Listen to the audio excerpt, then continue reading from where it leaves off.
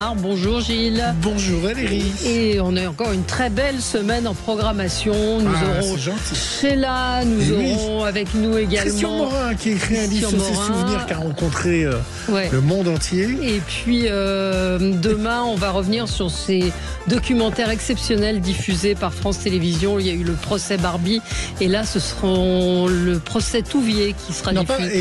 Et Papon, pardon. Oui, et après Touvier également, c'est la même collection. Aujourd'hui, deux invités. Avec les archives des tribunaux. Georges-Marc Benamou sera avec nous pour parler de cette fiction qu'il produit, cette mini-série Les aventures de la jeune George Sand. Moi, je me suis fait embarquer. Ah oui, c'est formidable. Elle est incroyable, Nine Durso. Elle est incroyable. Je me suis fait embarquer par les images, par l'histoire. Ça se regarde très facilement. Absolument, c'est intéressant. C'est justement une manière peut-être de découvrir qui était George Sand au-delà d'une image peut-être parfois un peu poussiéreuse. Notre invité ce matin, Hugo Clément. Bonjour Hugo.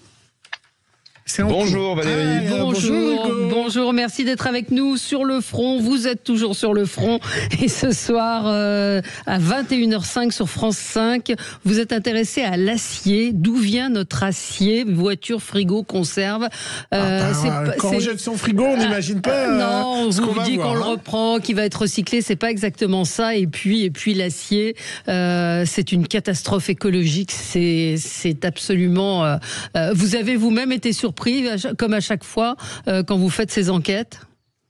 Oui, en fait, je me doutais que c'était une industrie polluante, mais je savais pas à quel point. Et en fait, quand on fait le top 10 des sites industriels les plus émetteurs de CO2 en France, les deux premiers et de très très loin, ce sont les deux sites d'ArcelorMittal, à Fos-sur-Mer et à Dunkerque, qui à eux seuls représentent 25% de toutes les émissions de CO2 de l'industrie manufacturière en France. Donc deux sites qui font de l'acier avec des hauts fourneaux, c'est un quart de toutes les émissions industrielles manufacturières de la France. Donc c'est énorme, c'est-à-dire que c'est un effet de levier qui est gigantesque. Si on arrive à décarboner cette production-là, on arrive à avoir un impact sur tout le secteur industriel français. Et on s'est intéressé à ça et on a découvert, et moi, pour être tout à fait honnête, je le savais pas, qu'il y avait d'autres manières de produire de l'acier, des manières alternatives qui polluent beaucoup moins, et on a voulu mettre ça en lumière dans l'émission de ce soir. Beaucoup plus cher, Hugo.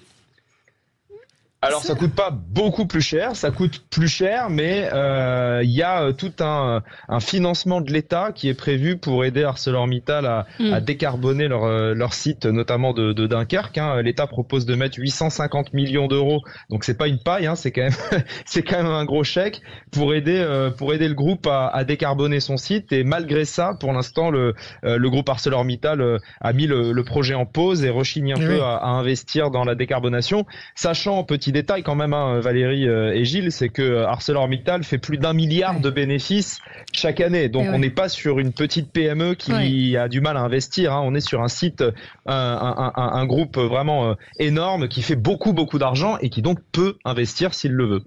On va tout de suite passer au zapping et on commentera tout à l'heure avec vous ce doc incroyable, étonnant et passionnant et inquiétant aussi par certains aspects. On y revient dans un instant, mais tout de suite c'est le zapping. Sud Radio Média, l'instant zapping. Valérie, on avait parlé vendredi avec notre invité de l'Enfer du Nord et ses pavés. Gros succès d'audience sur France 3. Dans ce documentaire, on voyait Pauline Ferrand-Prévôt qui se préparait, mais alors comme jamais, vous pouvez aller revoir en replay le documentaire et vous verrez comment Pauline Ferrand s'est entraînée pour cette compétition. Elle a bien fait, parce que samedi, elle est devenue la première Française à remporter le Paris-Roubaix. À 33 ans, elle a déjà l'étoffe des plus grandes. Monumentale, Pauline Ferrand-Prévôt. Bravo et merci Pauline. Pauline Ferrand-Prévôt, médaillée olympique cet été et désormais première Française à remporter le Paris-Roubaix. Larmes d'émotion après une course éprouvante. À 53 km de la ligne d'arrivée, elle chute lourdement avec le peloton, puis se relève et repart même en tête. Sous la ferveur populaire, Pauline Ferrand-Prévôt est inarrêtable. Dans cette course baptisée l'Enfer du Nord, elle atteint le paradis. Même quand on chute, il faut toujours donner le meilleur de soi-même, et puis je suis contente que c'est fonctionnel. En tout cas, bravo, parce que c'est effectivement un exploit. Vous avez regardé, vous aimez bien le vélo, Hugo Clément ? Alors non, j'ai pas regardé. J'aime bien le vélo, mais plutôt dans le cadre du triathlon. Moi, je suis surtout triathlon. Je fais beaucoup de triathlon, donc c'est ça qui me plaît. Mais j'ai pas regardé. Mais évidemment, j'ai regardé la performance de Pauline Ferrand-Prévot cet été au JO, donc je vois très bien de qui il s'agit. Et vous avez pas fait le marathon de Paris ? Non, j'ai fait le semi il y a quelques semaines et j'ai pas fait le marathon. Peut-être l'année prochaine. Vous avez vu quand même, le gagnant, il a fait en 2h20 ou quelque chose comme ça. 42 km en 2h20. Ah non, beaucoup moins de 2h20. Beaucoup moins de 2h20. 2 heures, 2 minutes et 40 secondes. Il a mis 2 heures, il me semble qu'il a mis 2 heures et 2 minutes. Et 4. 2 ou 3 minutes. J'ai vu 2h04 ou 2h05, mais il faut quand même préciser que le parcours du marathon de Paris, c'est un parcours qui est assez difficile. Il y a quand même plus de 200 mètres de dénivelé, je crois. Donc c'est pas un parcours où ils font des records de vitesse, les athlètes pros. Hein. C'est pas le plus roulant, comme on dit. C'est 2 heures 5 minutes 24 secondes. Voilà, et c'est le Kenyan Bernard Biwott qui a remporté ce 48e marathon de Paris. On continue. Jacques Legros, vous savez, fait le tour des popotes car il a décidé de quitter la position de joker du Trésor où il sera remplacé par Isabelle Iturburu. On devrait bientôt recevoir Jacques Legros, nous aussi. On est une des popotes où il faut venir. L'occasion pour lui de revenir sur les moments clés comme celui où il a parlé à Madame Brigitte Macron pour savoir si c'était pas un monsieur. Je suis allé la voir en loge pour essayer de la détendre au profit de l'interview. Et puis je lui ai dit, vous savez, le Touquet, c'est chez moi aussi, etc. Vous savez, la boulangerie, machin. Ah ouais, mais c'est bon. Et je lui ai dit, mais qu'est-ce qu'on fait avec cette histoire ? Il me dit, moi j'aimerais dire que je vais porter plainte contre les 2 dames en question, incriminées. Je dis oui, mais si vous voulez porter plainte, le dire, il faut que je donne le contexte. Donc que je rappelle un peu les faits. Tout ça, c'est pas évident à dire. Hein. C'est pas sorti très spontanément. Je me suis fait insulter. Hein. Ouais. Ah monsieur, jamais plus je ne regarderai votre journal. Je n'imaginais pas que vous puissiez être quelqu'un d'aussi tordu. Comment ? Qui lui a dit ça ? Des téléspectateurs ? Oui, sur Twitter, il s'est fait insulter, etc. Oui. Donc on lui en reparlera, puisque ça a fait un petit peu de bruit. On va bien sûr parler d'écologie avec vous, Hugo. Alors un de vos longs combats, c'est évidemment le plastique, mais vous allez voir qu'il y a eu un sujet dans le 20h de France 2 qui a constaté qu'ici, que toutes les substituts, tout ce qu'on a essayé ont été des échecs. Je vous ferai réagir à ce son du 20h de France 2 diffusé hier. Ces capsules ressemblent à celles que des millions d'entre vous utilisent chaque jour pour boire le café. Pourtant, ces capsules sont faites à partir de plastique biosourcé, biodégradable et compostable. Cette entreprise utilise de l'amidon de maïs et de blé à la place du pétrole pour fabriquer son plastique. Voici pourquoi. Cette capsule-là, vous pouvez le mettre dans votre compost chez vous. En moins de 6 mois, il n'y a plus rien. Même si ces capsules ne polluent pas l'environnement, le marché reste faible. Cela fait pourtant plus de 30 ans que l'on espère remplacer le plastique traditionnel. Des plastiques biodégradables pour fabriquer des tirs de golf, des bombes pour feux d'artifice, des pots de fleurs, des mugs, produits à partir de maïs, de blé, de betterave ou encore d'algues. Ce devait être révolutionnaire. Nous sommes en présence du premier film biodégradable à base d'algues. Mais remplacer le pétrole, ce n'est toujours pas gagné. Ça vous décourage pas tout ça, Hugo ? Non, parce que on sait bien que le problème, c'est plus que la matière en elle-même, c'est l'usage unique. Donc en fait, que ce soit du plastique, du carton avec un film plastique ou ces nouveaux produits biosourcés, le problème c'est qu'on utilise des objets qu'on jette après une seule utilisation, et donc ça génère beaucoup de déchets. Et on sait bien qu'il n'y a pas de solution magique. Non. Donc c'est pour ça qu'on avait fait nous une grosse émission sur le retour de la consigne il y a quelques mois. Où on montrait que finalement le système de nos grands-parents qui fonctionnait très bien à échelle locale, la fameuse tournée du laitier qui vous amenait les bouteilles de lait et puis qui reprenait vos bouteilles vides en verre, on sait que ça fonctionne à échelle locale. Il y a d'ailleurs des chaînes de supermarchés qui sont en train de mettre des rayons consignes en place, notamment en Alsace où ça marche très bien. Ça se passe comme ça au niveau des restaurants, les bouteilles en verre qu'on vous sert à table au restaurant d'eau par exemple qui sont consignées signé. Donc il y a tout un effort à mettre en place pour remettre ce système en fonctionnement. Mais ça demande effectivement de changer certaines habitudes, ça demande certains investissements. Ouais. C'est toujours pareil avec l'environnement. C'est que la facilité ne pousse pas à être plus écolo. Voilà. Et donc, il y a un moment où ça demande des efforts de tout le monde, du consommateur, des politiques qui doivent accompagner les industriels, et puis des industriels aussi, qui doivent peut-être parfois accepter de réduire un peu leur marge pour investir sur le long terme, parce qu'à long terme, on sait très bien que plus on est respectueux de l'environnement, plus tout le monde s'en portera mieux, y compris les entreprises, y compris les emplois. Il ne peut pas y avoir d'économie stable et d'entreprises qui créent de l'emploi dans un monde où tout devient incertain, où les catastrophes climatiques se multiplient, où les assurances n'assurent plus. Enfin voilà, on sait que écologie et économie, c'est complètement lié et qu'il ne faut pas vouloir opposer les deux. Oui. Valérie, Hugo, nos animaux sont nos meilleurs amis. Alors ils sont parfois même des médicaments pour la solitude ou aussi antidépresseurs. Eh ben, écoutez bien ce reportage, il a été fait par TF1 à la Sorbonne, où plusieurs chiens comme Bubule, vous allez faire la connaissance de Bubule, viennent dans des séances pour jouer avec les étudiants afin de les déstresser avant les... Oh, pourquoi vous faites cette tête-là, Valérie ? Les étudiants ont besoin d'être déstressés. Et oui, c'est trop loin pour vous, la Sorbonne. Avant les examens, écoutez l'histoire de Bubule. Alors là, c'est une séance de médiation animale. L'objectif, c'est de proposer aux étudiants une pause dans leur période de révision. Ça a des effets sur les hormones, sur le cortisol, et le stress diminue. Alors là, aujourd'hui, on a Bubule, c'est un bichon havané. Bubule, il vient souvent, c'est un peu la mascotte ici. C'est un tout petit chien qui est tout mignon, qui est très excité parce qu'il n'a pas travaillé ce matin. Donc là, il voit plein de gens, il est très content. Ça fait du bien, ça fait une pause. Quand on est étudiant, on a des vraies périodes de rush, mais on a aussi une pression constante qui est vraiment là, mais tous les semestres. Et du coup, ça fait du bien aussi de pouvoir se détendre et se relâcher et de penser à autre chose pendant un instant. Bah voilà, non, vous êtes pas pour ce genre de choses. Bah moi oui, regardez, ici tout le monde, on a un chien ici, bah tout le monde est après Fripouille et on est content d'avoir Fripouille. Ouais. Vous êtes pour ce genre d'initiative, Hugo ? Oh bah moi je suis pour toutes les initiatives qui permettent de déstresser les étudiants, évidemment. Mais d'ailleurs pas que les étudiants. Moi je remarque à la boîte dans laquelle je travaille, donc qui est une société de production audiovisuelle, Winter Production. Il y a plein de gens qui viennent avec leurs chiens. Et effectivement, c'est vachement sympa. Non, mais c'est sympa, je dis pas le contraire. Je parle des étudiants. Je pense que le stress fait aussi partie des études et fait aussi partie de la vie. Non, mais Valérie, on a bien compris que vous étiez anti-étudiant. On a bien compris. Voilà.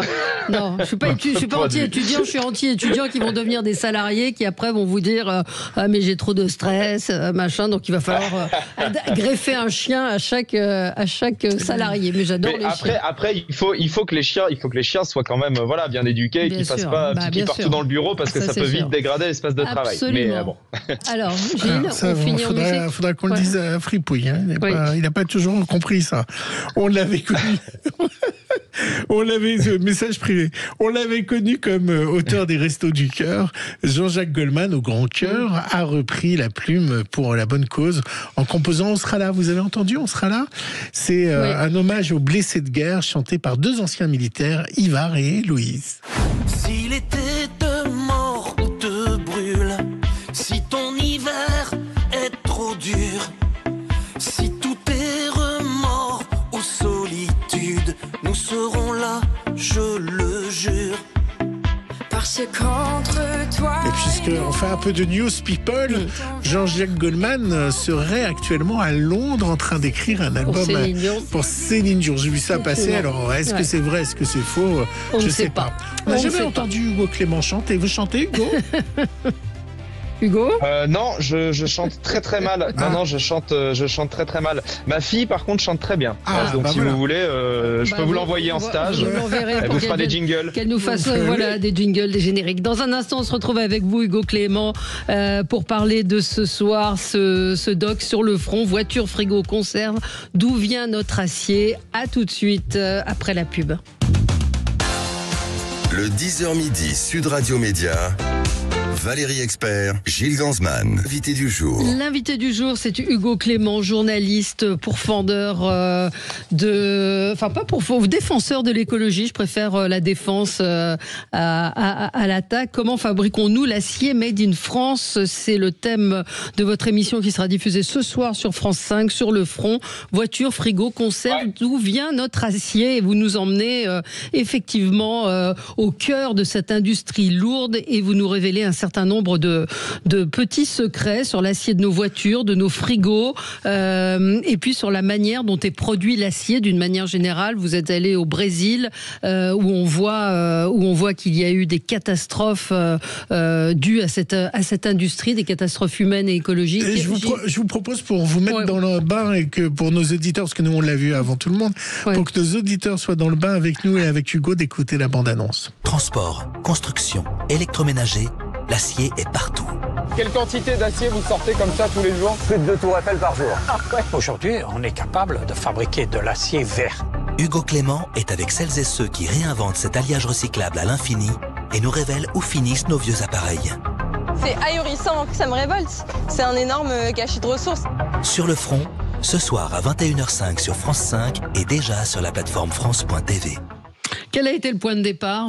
Comment, à un moment, vous vous dites tiens, il y a peut-être un truc à creuser du côté de l'acier? En fait, c'est revenu dans l'actualité pas mal ces derniers temps sous le coup de Donald Trump. C'est un peu au cœur de la guerre commerciale qui oppose Trump à l'Europe, la question de l'acier, et pas que à l'Europe d'ailleurs, à la Chine aussi, et au Canada et à la Chine. Donc on a eu envie de s'intéresser un peu au-dessous de cet alliage qui est partout dans notre quotidien. C'est vraiment tout autour de nous, l'acier, dans nos maisons, dans nos voitures, dans nos appareils électroménagers, partout. Et on a eu envie de se poser la question de comment c'était fabriqué, quel était l'impact de cette fabrication. Et est-ce qu'il y avait des alternatives qui existaient pour continuer à produire de l'acier, parce qu'on a besoin d'acier, on va pas arrêter d'en fabriquer, mais pour le produire de manière un peu plus vertueuse. Oui, et alors il y a eu un engagement effectivement de la France, sauf que c'est ce que vous dites, on ne voit pas vraiment d'avancée en la matière. Déjà, il faut, juste pour expliquer à vos auditeurs, mais en gros, pour faire de l'acier dans un haut fourneau, on a besoin de minerai de fer. Donc, ce minerai de fer, il faut l'extraire. C'est souvent fait dans des pays où l'extraction a un impact énorme, notamment au Brésil, c'est là où on a filmé. Ouais. Mais il faut aussi du charbon. Il faut beaucoup de charbon. Et donc, c'est essentiellement ce charbon qui, en étant utilisé dans les fours, dégage des quantités astronomiques de CO2. On l'a dit en introduction, mais juste les 2 sites d'ArcelorMittal en France, Fos-sur-Mer et Dunkerque, c'est 1/4 des émissions industrielles de toute l'industrie manufacturière en France. Donc c'est vraiment énorme. Et pour éviter d'utiliser du charbon dans le processus de fabrication d'acier, il y a des alternatives.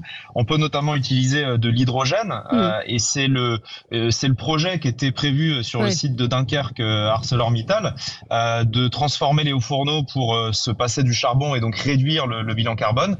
Le gouvernement proposait d'aider avec 850 millions d'euros. ArcelorMittal devait mettre le reste pour investir, et pour l'instant, ce projet est mis en pause. Il n'y a aucun travaux qui a été démarré malgré le soutien de l'État. Donc voilà. Et alors certains vont se dire oui, mais c'est parce que ça coûte trop cher, c'est trop compliqué, c'est pas possible. Il existe déjà aujourd'hui en France des usines qui fabriquent de l'acier avec ce qu'on appelle des fours électriques.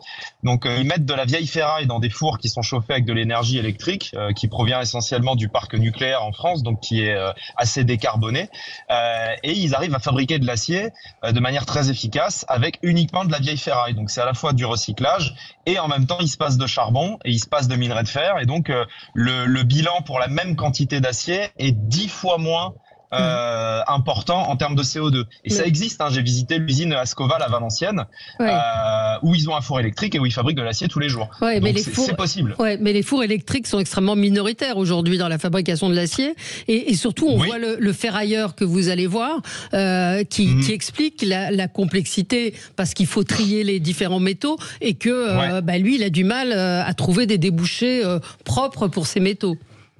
Ouais, ça demande encore une fois de repenser le système à la fois au niveau du tri de la ferraille, parce que pour utiliser de la ferraille dans un four électrique, il faut effectivement qu'elle soit bien triée, parce qu'ils font un peu comme une recette de cuisine, ils mettent différents types de ferraille pour obtenir l'acier qu'ils recherchent.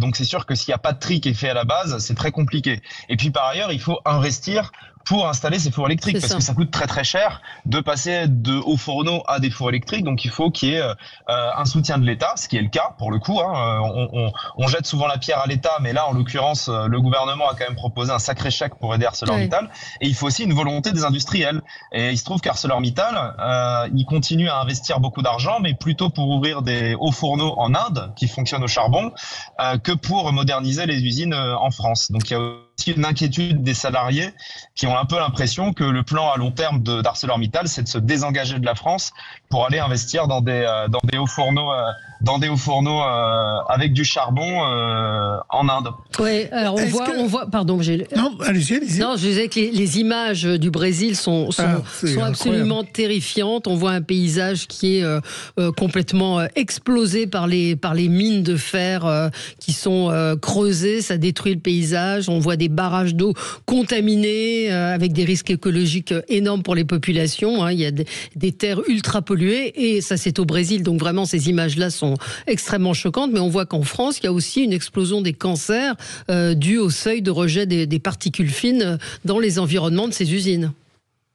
Ouais, tout à fait. Alors, c'est toujours compliqué de lier précisément certains types de maladies, notamment les cancers, à telle ou telle usine. C'est très compliqué de manière scientifique d'établir ça. Donc, on peut pas dire aujourd'hui que le site d'ArcelorMittal à Fos-sur-Mer est le responsable des cancers qui malheureusement se multiplient. En revanche, ce qui est certain, c'est que l'ensemble de ces sites industriels dans des zones très concentrées comme Fos-sur-Mer génère des cas supplémentaires de cancer. Ça, il n'y a pas de doute, puisqu'on voit que dans ces zones-là, notamment autour de Fos-sur-Mer, il y a beaucoup plus de cancers par rapport au nombre d'habitants que dans la moyenne de la population. Voilà. Après, encore une fois, il faut prendre des pincettes, et c'est très compliqué de savoir précisément quel site est responsable. Voilà. Est-ce que des fois vous dites pas que vous êtes un Don Quichotte qui se bat contre des moulins à vent ou des éoliennes? À chaque fois, vous partez sur des combats et puis, par exemple, il y a les voitures avec des moteurs électriques et puis on s'aperçoit que les batteries c'est un enfer. On voit les éoliennes et puis on découvre que les éoliennes, pour l'environnement, les poissons, quand elles sont en mer ou les oiseaux, c'est compliqué. Vous voyez Donald Trump qui veut plus d'eau pour sa douche. À un moment, vous ne dites pas que le combat est quand même très compliqué sur l'écologie?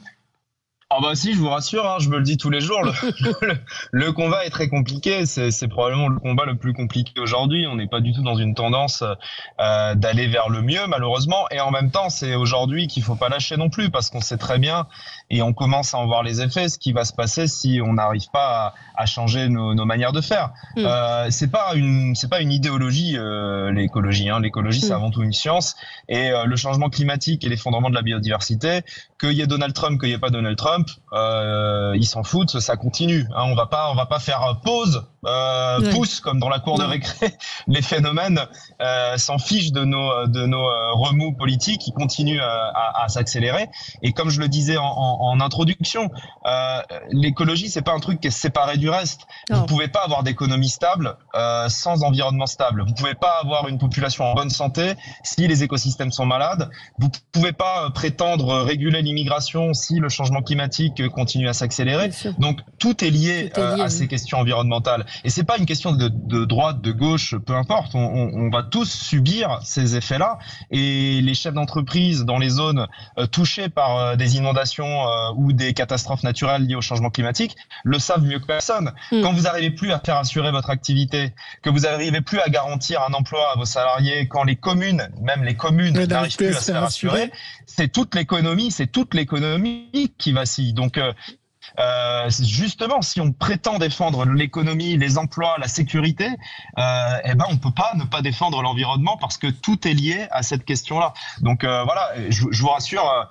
Je me dis pas tous les jours, ça y est, c'est bon, c'est gagné. Au contraire, on sait très bien que c'est compliqué. C'est un vrai combat. C'est un combat, il faut pas le lâcher. Et puis surtout, je pense que c'est il faut informer.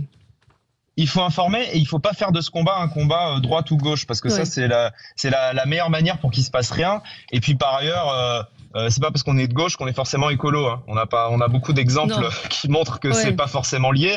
Il y a des gens de droite qui font des choses pour l'environnement. Il y a des gens de gauche.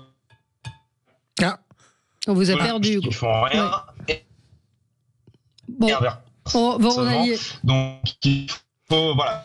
Bon, la liaison devient mauvaise, mais bon, de toute façon, c'est la fin. Les antennes 5G. Voilà, c'est les antennes 5G. Vous m'entendez ?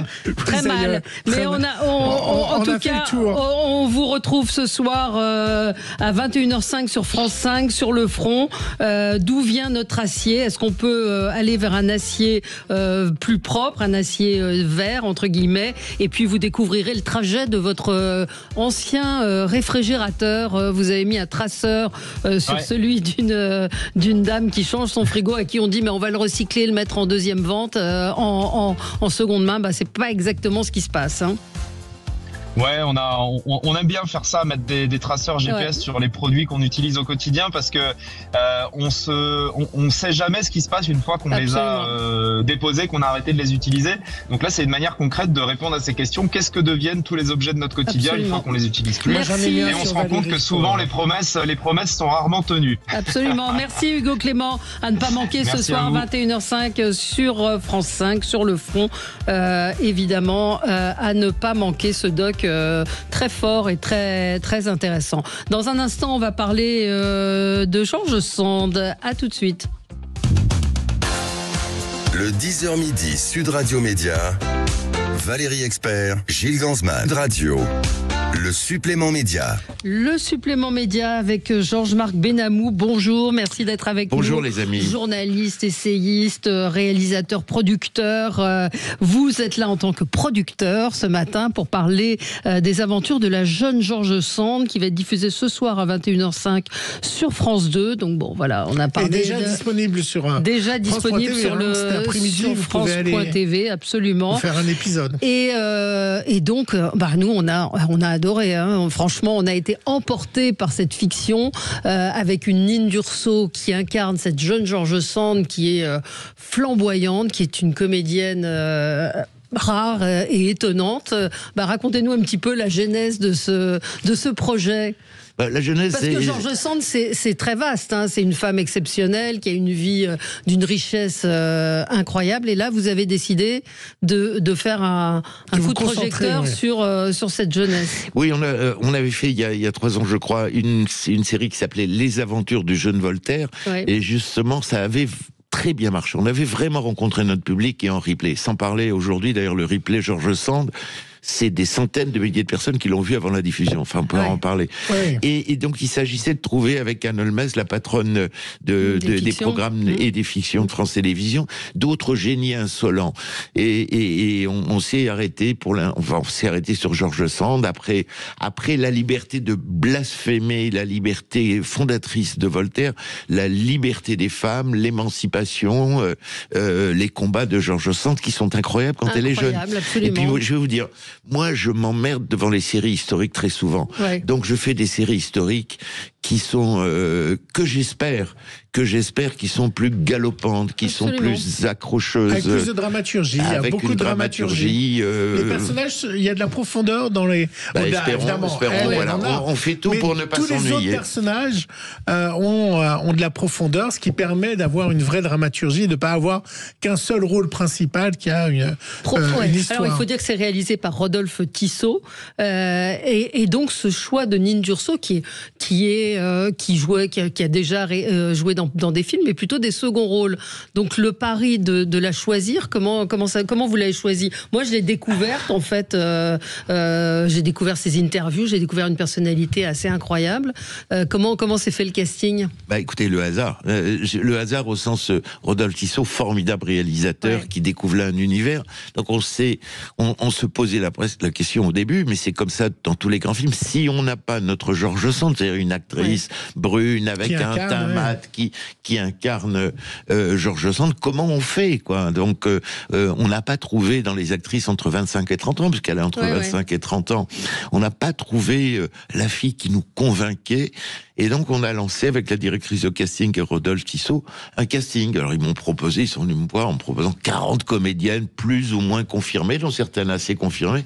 J'ai écouté, vous allez passer 3 mois à faire des castings. On a commencé à se dire, bon, on va en caster un peu moins quand même, parce que c'est beaucoup de temps, de l'argent. Donc je commence à rayer des actrices qui me semblaient pas convaincantes, quoi.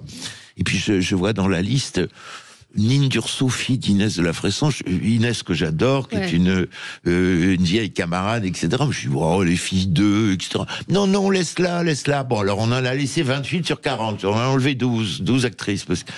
Et donc, sur ces 28 comédiennes, Nine, qui était probablement la moins connue, nous a, pardon l'expression, pété à la gueule.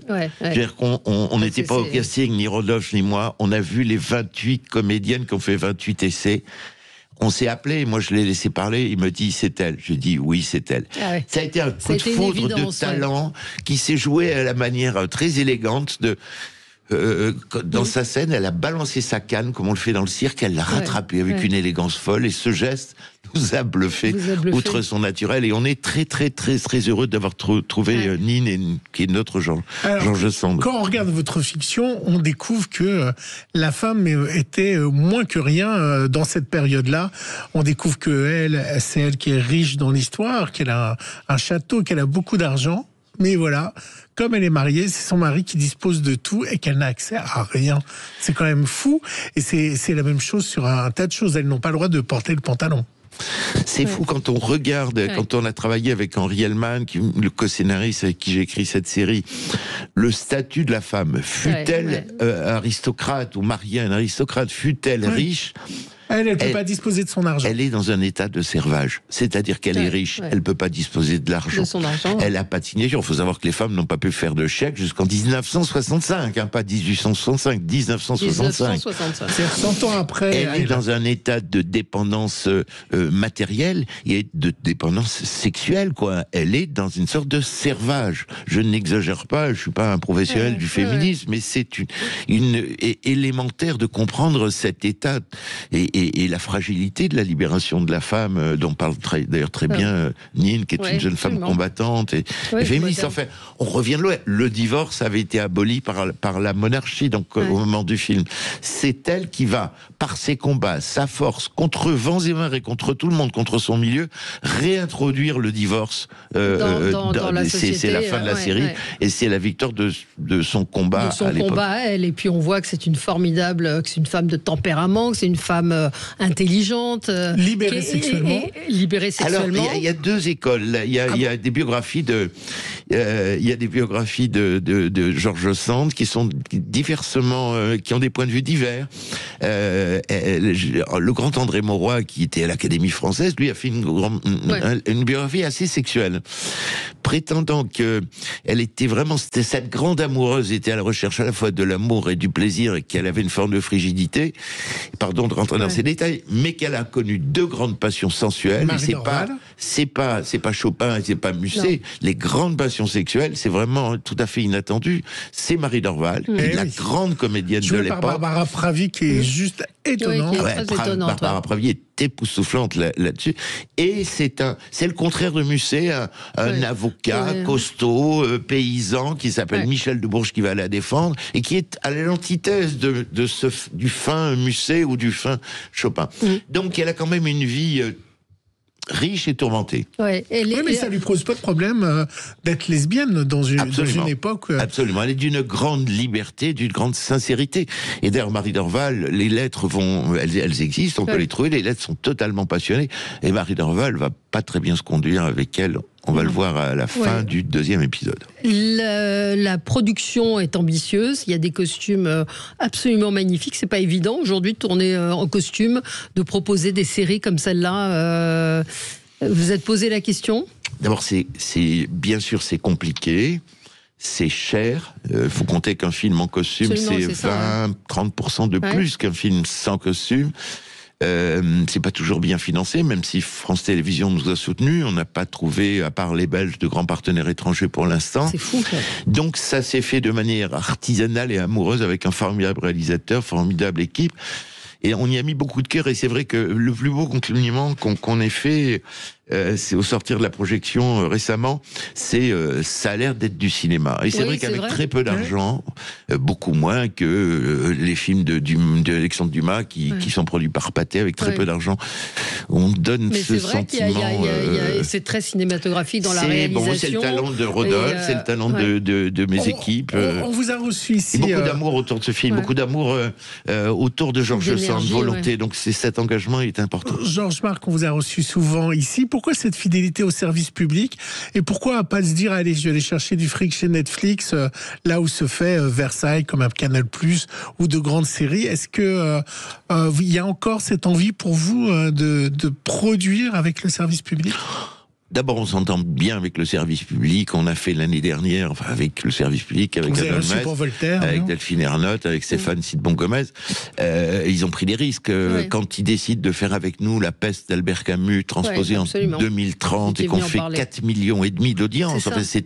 C'est impensable. Donc, il y a des prises de risques qui sont partagées. Rien n'empêche, cela dit, que et France Télévisions l'a montré, TF1 et Arte, on puisse faire des coprods avec Netflix, avec Max, avec d'autres. Mais enfin, ça n'est pas non plus si facile parce que les codes du service public ou du prime time de TF1 ou de France 2 n'ont pas c'est pas la même consommation, c'est pas les mêmes rythmes. Donc il faut essayer des mariages. C'est pas la même manière de travailler. Donc alors après il y a des studios qui sont plus ou moins ambitieux. Max ou Disney lancent aussi des choses ambitieuses. Donc on n'est pas des religieux et on ne dit pas jamais Netflix si ça s'inscrit dans un projet cohérent. Est-ce que ces films, vous avez évoqué Le Jeune Voltaire, est-ce que ce sera diffusé, est-ce que c'est diffusé dans les écoles ? Écoutez, Le Jeune Voltaire, je pense, en tout cas. Peut-être pas assez. Il y a quelques années, moi j'avais fait les mémoires de Daniel Cordier, vous savez, le secrétaire de Jean Moulin. On avait fait une série qui s'appelait Alias Caracalla. C'était des jeunes dans la résistance il y a une dizaine d'années.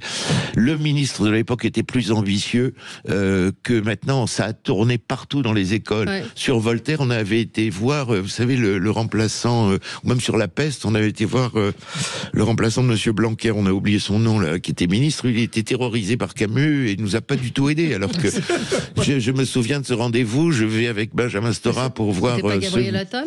Non, le ministre de l'Éducation qui a succédé à Monsieur Blanquer, qui n'était pas bien courageux, un universitaire. Il avait l'air... Papandiaï. Il avait l'air terrorisé à l'idée qu'on puisse parler ou montrer Camus. Donc, malgré les soutiens, on n'a eu aucun soutien de l'Éducation nationale à ce moment-là, alors que sur la résistance, quelques années avant, oui. Il y a peut-être un peu de frilosité, c'est comme cette formidable série qui s'appelle Adolescence, qui est chez Netflix. Madame Borne, très effrayée, a dit non, jamais dans les écoles, ce serait au contraire intéressant qu'elle soit diffusée. Quelle est l'œuvre de Georges Sand que vous préférez, demande Stéphane. Deux œuvres, allez, Le Journal de ma vie, qui sont ses mémoires d'une incroyable modernité, d'une présence, mais c'est incroyable la présence. D'ailleurs, mon frère m'a offert une lettre autographe récemment de Georges Sand. On a la 2 siècles.